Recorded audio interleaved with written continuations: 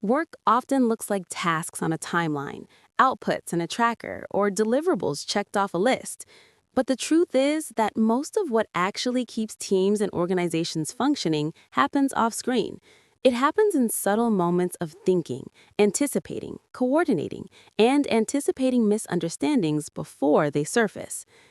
This is invisible work, and if you are a leader or a professional in 2026 and beyond, understanding it matters more than anything on a job description.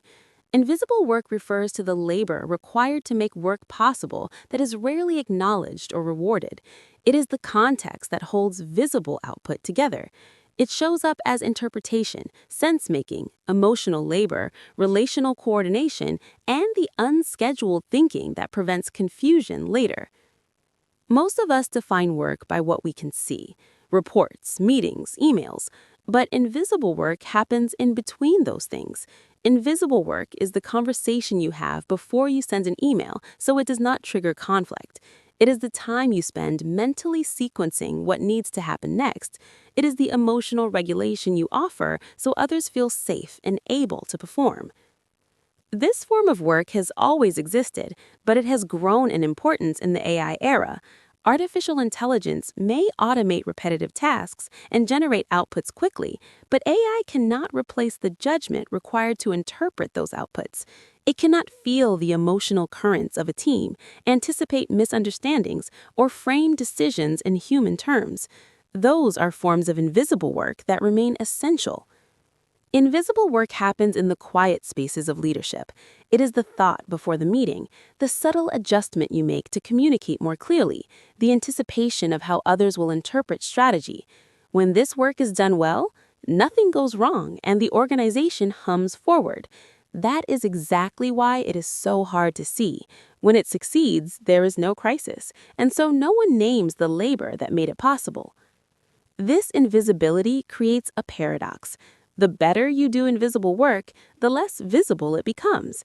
Leaders who are juggling mental models, emotional climates, and relational nuance rarely appear busy in a traditional sense, but their absence becomes painfully obvious when they are gone, and the smooth functioning of the organization begins to falter. Invisible work also includes the emotional and cognitive labor that often goes uncompensated. Historically, sociologists coined the term to describe unpaid work that occurs both in professional and personal spheres. Much of the earliest research focused on domestic labor that was unseen and undervalued. But in modern workplaces, invisible work now encompasses emotional support, mentoring, sense-making, and conflict mitigation that are essential to team coherence. Because invisible work does not readily show up on performance metrics, it can be overlooked in performance evaluations, promotions, and role design. Yet without it, work collapses into misalignment and churn. Teams lose momentum, projects get delayed, people feel unsupported because the unseen scaffolding that holds their work together hasn't been recognized or replenished. The growth of remote work and distributed teams has only made invisible work more demanding. Without informal hallway conversations and spontaneous interactions, leaders must intentionally create alignment and clarity. This requires intentional communication, frequent check-ins, and strategic sense-making that does not appear in any formal schedule. Understanding invisible work is not just about labeling labor, it's about redesigning how organizations measure contribution, support leaders, and value effort beyond visible output. When teams acknowledge the hidden work that keeps them functioning, they can relieve cognitive strain, prevent burnout, and build more resilient cultures. In the AI era, where tools change quickly and data floods every channel, leaders who recognize, value, and cultivate invisible work will have a critical advantage.